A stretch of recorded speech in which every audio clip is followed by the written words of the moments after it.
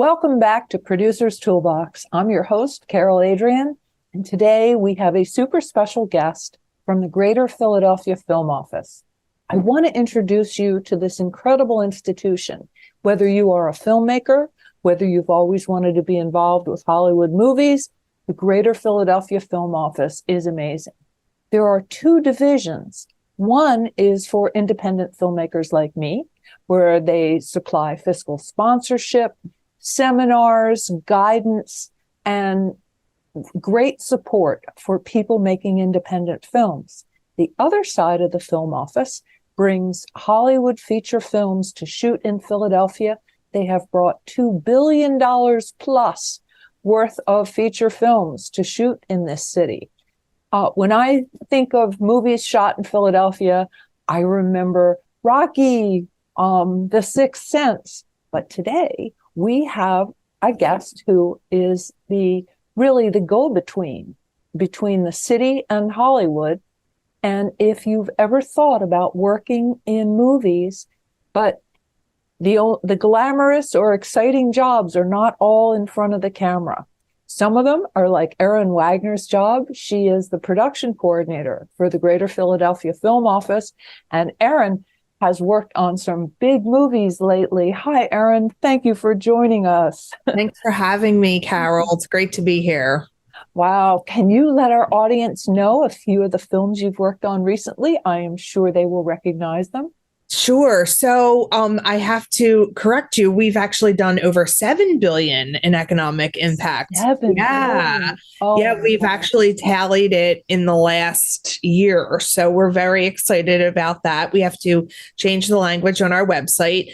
A few of the projects that I've worked on recently were, as far as films are concerned, Hustle, the Adam Sandler Netflix movie, which was an amazing undertaking during the times of COVID. Concrete Cowboy, which was another Netflix movie starring Idris Elba and produced by our local neighborhood film company. And then a couple TV shows, Servant for Apple, which is the M. Night Shyamalan's journey into TV. I guess we could say TV streaming world. And This Is Us, the behemoth. Yeah, drama on NBC. Yeah, so there are a couple of the recent big ones that I've worked on, but I like to say I work with from students to Spielberg. I work with all different projects. As I said, student projects, commercials, TV. It's not just Hollywood. And I think that's a little bit of a misconception about our office. We will help anyone that wants to film in and around the Greater Philadelphia region. Wow. Can you tell us a little about what your job does entail? It's kind of a complex, multi-layered thing, as I understand it. It is. Yeah. So I am the production coordinator at the film office. And this morning I was actually thinking the UK calls production coordinators fixers. And I think that's really the best term because we really do fix things. And as you had mentioned in the intro, that I am a go-between. So I connect any type of production with city services, state services, neighborhood organizations. I put those together. But I'm also a little bit of a problem solver.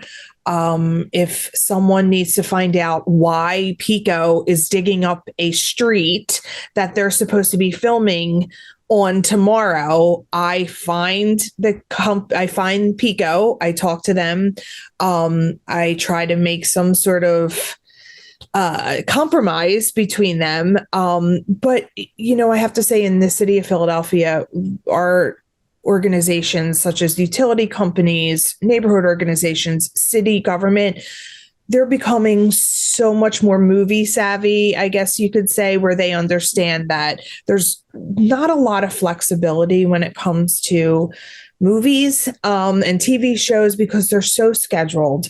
it's like any other business where there's hundreds of people working on these sets daily, who all have to come together for a common reason, and it's to make these projects. So I'm sort of there to help with their parking, with location logistics, insurance, permitting. Honestly, I'm once a week I'm stumped with a question. So it's been a long time in this role. And I think what I've tried to sort of come to terms with is there will always be a problem. And at the end of the day, if I had a successful day, it means that I solved a lot of these problems. So I would say I'm a fixer, a problem solver, a therapist, a little bit of everything rolled into one when it comes to production coordination. There's a lot that goes into it. It sounds exciting, but also kind of frustrating. You have to be a diplomat and a tech expert. And wow. Yes.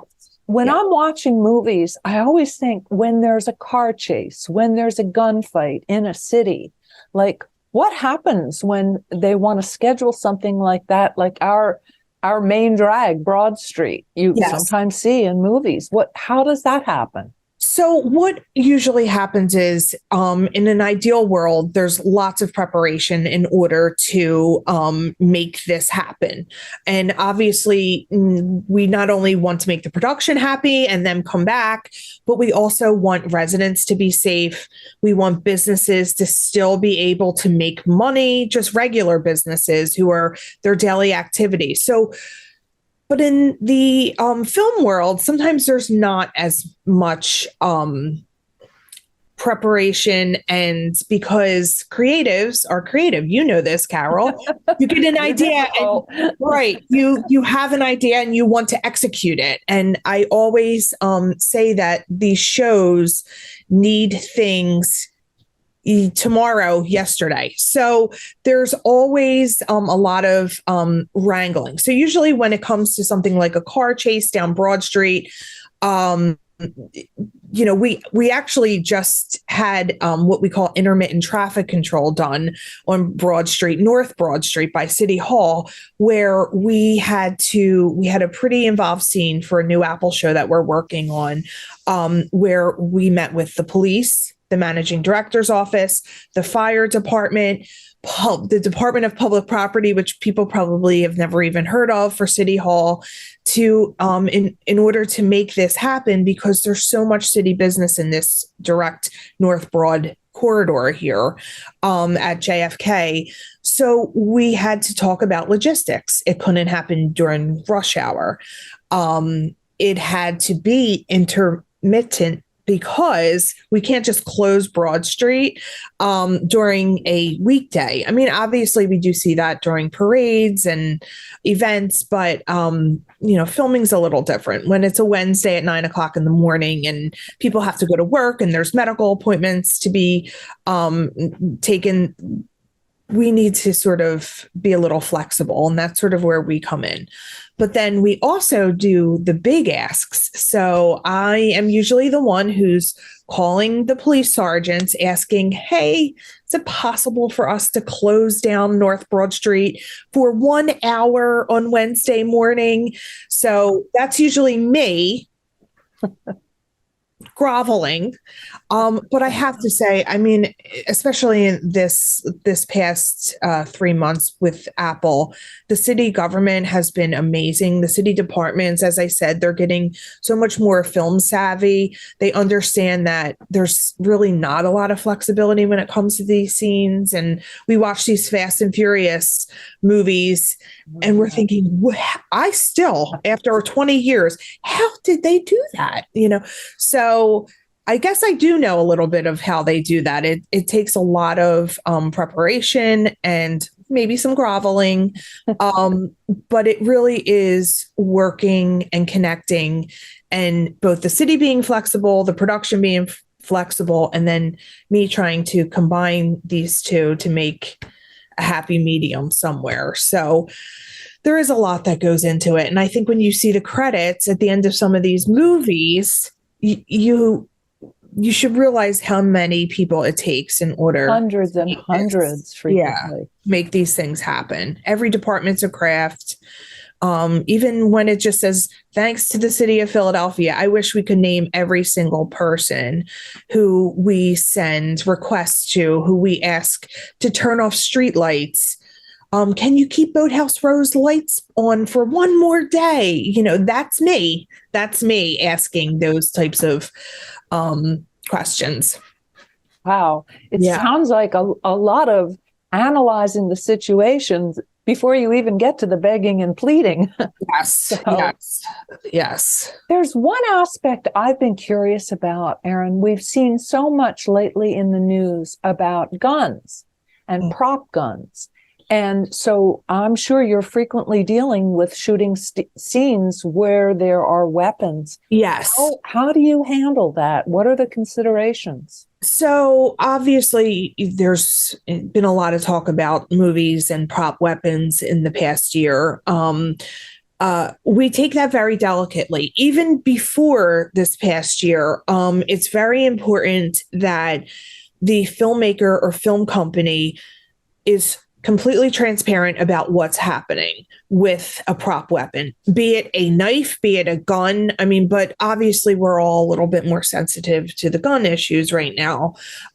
So we have student projects who want to use prop weapons, and there's a few universities in the area that won't allow it. Oh, really? Yeah. So, knowing those things and breaking it to the student is a hard part of my job as well, because they may not know that their risk management department will not allow them to do that. But if it's for a movie or a TV show that involves, say, DEA agents, police, what we do is there's always usually, I would say, if there are prop weapons on set, there is a special effects unit that only deals with special effects.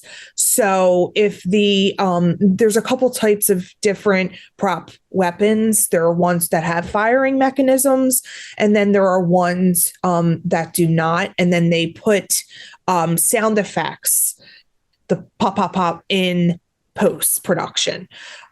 But anytime there is a prop weapon on set, especially if it's in the public right of way, we ask that the production have a police officer. It's really not an ask. It's you have to budget for a police officer to be with you. Because we know in uniform, is that so they uniform? Yes. So we work with an amazing division of the Philadelphia Police traffic special events unit, and they're the ones you'll see at the stadium area, the protests. They do anything that it's not beat patrol. It is special events. So on the Parkway, games, parades, and they are a really special unit that basically can control traffic, control the traffic lights, but they're special events. So they're specially trained to be on these sets, not so much to handle prop weapons, just as a safety precaution, so that there is, a visual, an element that people know, okay, this is a safe situation. Now, for instance, this Apple show that I keep referring to, there are a lot of prop weapons, some with firing mechanisms, some without. From what I understand, there's a special effects technician, there's a pyrotechnician on set who is overseeing this. But for instance, you can be a student and buy an airsoft gun that looks like a real gun, which is a little terrifying, online. But if a student comes to us, or say an independent filmmaker, and they don't have the money for a pyrotechnician, if you have a firing mechanism on a gun, you need to have a pyrotechnician. There are permits that we will refer the production to get from the Philadelphia Fire Department, which is another aspect of my job. It's like knowing who to contact in order to do this. Exactly. Who can handle that issue? Yeah. Right. So, for instance, working with the Special Events Police Department as well, if someone comes to us and they say, hey, we have a scene that's at 15th and Market on Saturday, and we have a prop weapon, Special Events will say to us, there's a parade happening that's probably not a great idea, because we will know that there is too many people in the area who it could be chaos, mass chaos. So that's where we come in to say, okay, production, unfortunately, we have to either schedule this at a different location or a different day if you're really married to this location. So, it's frustrating, and a lot of people kill the messenger, which is us. But it's all for public safety. I mean, at the end of the day, we need to make the city of Philadelphia happy, because if we continue to bring these projects to the region, we need to, have good relationships and not burn any bridges, which is another big part of my job. So going back to the gun, so we would hire the police officer for them. We would walk them through the billing process. We would get a concrete date and time. If possible, we would get the officer's name and pass it on to production. And hope for the best and hope that it goes well. But if there is no firing mechanism and it's on private property, there's not a police officer isn't needed to be there, because especially if it's a controlled environment where the general public isn't in danger. Yeah. Wow. Well, it sounds like you in Philadelphia have quite a bit of experience in handling these things. But what I want to point out is these are issues that are not specifically local. If you're shooting a film in Wilmington, North Carolina, in New York City, in Baltimore, in Washington, in LA, these are all regular issues that production coordinators have to deal with. Yes. So this is, you probably have more action on a set than most of the actors. Yeah. There's a lot of sitting around when you're on set, and I don't feel like I rest ever when anything's filming. So. Well, what's been one of your favorite filming experiences lately? What was a fun movie to work on? I guess it was right before the pandemic. We worked with an AMC show, AMC Plus, their streaming service. It was a show called Dispatches from Elsewhere, and it was from the mind of Jason Segel, who was a Judd Apatow regular from How I Met Your Mother. And he had this idea about a really wacky show that he found out about from a documentary on YouTube, and he brought it to Philadelphia, and it was just so fun. It was a lot of work. It was extremely stressful, but he fell in love with Philadelphia. He came here, he loved it, and it was with Sally Field. Andre Benjamin. It really was an amazing cast. And he really had a lot of fun with it. I got to meet him, which was great. I don't always get to meet the celebrities. And he was just really kind and gentle and warm and could not say enough about this city. And they used so many different neighborhoods in Philadelphia. Your usual ones, Old City, Rittenhouse, but then they were off of like 8th and Bainbridge. And it was nice to see different parts of Philadelphia. And I love when a series is in town because it keeps our crew at work for a really long time. So I thought that was really fun. And it was really different because it was not as, it was light and experimental. And I feel like we're always dealing with dark material here in Philadelphia.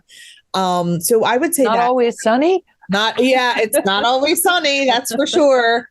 But I really loved working on Hustle. It was, again, a lot of work, but to see that come to fruition, what an incredible movie. I was really pleasantly surprised at how well it was beautiful. I thought it was a beautiful movie, both visually, both narrative. It just was a lot of fun. And again, it also used neighborhoods that we don't see. Manayunk. It really was exciting. It really was. Point Breeze, there were some really, I loved what the locations department did with that. Now, it sounds like you really have to be familiar with the city in which you're working. Yes. And I'm thinking too that production coordination really requires a specific set of personal qualities. What would you say are are the gifts, talents, or personal qualities that one needs to be involved in production coordination? So being a Philly girl, I think helps, especially working for the Greater Philadelphia Film Office. I have a pretty decent memory. I would say that helps. I think just having a general idea of what's happening in the city, keeping up to date on local events, local offices, I think really helps. Loving my city. Oh, I think it's really important to have a love for your city, and I always have. And I've always loved movies, and I say a lot when I speak to classes that bringing my love of Philadelphia and my love of entertainment, I can't believe I'm doing this job that I do, that I love on most days. And I think that's really super important. Being patient, being able to roll with the punches is really important. Being able to be the messenger. And I think keeping working relationships healthy is really important too. Because as I said, it doesn't seem like the film industry is dying anytime soon here. So we want city government to, yes, we want city government to be happy and to keep opening their arms to us. I think that's really important too. Yeah. did you have to know a lot about production techniques before going into this job? It sounds like you really have to be sensitive to, as you said, when you're dealing with creatives, Yes. me. I mean, Yeah. can be last minute changes or ideas, and there's a lot that goes on, but Yeah. also you really have to be aware of the lighting and sound people, of the electrics, Exactly. what goes on with that. Do you have to have special knowledge? Well, I was a media studies major, so I dealt more with the critique and theory of it. I have learned so much in this role. Reading one-liners and knowing that the Philadelphia, it's funny you mentioned sound, knowing that the Philadelphia airport is close to where they're filming in Essington, you have to think about flight patterns and noise and so many other things.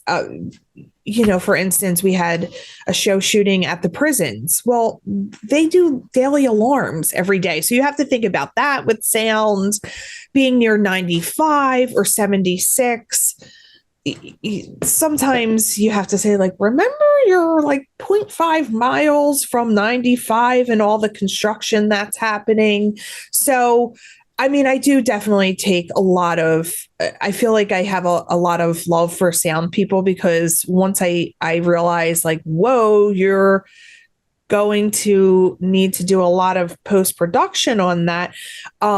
But I would say for the most part, I've learned so much in the past 20 years. So much. I mean, I'm not an expert on camera equipment, grip equipment, but the logistical part of filmmaking, I've where to park a truck. I mean, you don't realize what goes into these little nuances of filmmaking. And when I say little, I mean, 18-foot trucks, but yeah. And it's not just the equipment trucks. It's not just the craft services. It's lunch for these huge crews. I mean, it can be a few hundred people on set, right? Right. Yeah. Mm-hmm. COVID testing has now added a whole layer of parking and crew, and has really ramped up budgets. So, and we're trying to deal with that as well. Oh my gosh. Do you engage in any kind of refresher situations? Because you're right, like things change. I didn't think about that. Like COVID changes everything. I felt like a COVID health expert for most of the last 2.5 years, because I've learned so much about how our industry has had to change how departments work together, testing schedules, COVID compliance companies are now a new thing who are now listed on our website. The good thing is, with vaccines and boosters, it has lessened a lot the need for COVID safety, or not so much COVID safety, but it's a little less stringent. So the city of Philadelphia was reviewing all productions COVID safety plans, but now they are not because of the stats. But yeah, it's really been an interesting time in filmmaking. So do you think this city in particular is going to be attracting more movies, more TV shows, and hopefully more independent filmmakers? For sure. Every year we are trying to up the Pennsylvania State Film tax credit. We have a couple things hovering right now for really large studios. Knock wood, it keeps our crew in work for a good part of, or the rest of this year into 2024. But yeah, I really do. I mean, our city's ever changing, and we're modernizing and just becoming more film friendly. And I definitely see more production coming. And is it possible, does Philadelphia have enough freelancers? Are there local hires when a big crew comes to town? Yes, for sure. I mean, there's always productions that bring in department heads. They've worked with people over the past decades, and they bring people in that they've worked with. But for sure, we're really building our crew, and I'm seeing it every day on crew lists and call sheets. There's more and more names that I don't recognize and I love, and I know that they're now local. Oh, I love hope. I do too. Wow. Thank you so much, Erin. That was fascinating. And I love knowing that if you want to be involved with filmmaking, that's whether it's on the small scale or a large scale, Philadelphia is a really good place for that. And you do have a good chance of becoming involved, of being hired to work on a Hollywood feature film. And I encourage everybody, independent filmmakers, people who want to do crew work, specialists in all these areas, to take a look at the Greater Philadelphia Film Office website at film.org. There are job listings, there are opportunities that are available. It's a really exciting office for a really exciting area in the arts and technology. So thank you so much for joining us. We hope you'll come back. That was wonderful to hear. And we look forward to seeing you next time on Producer's Toolbox. Thanks, everybody.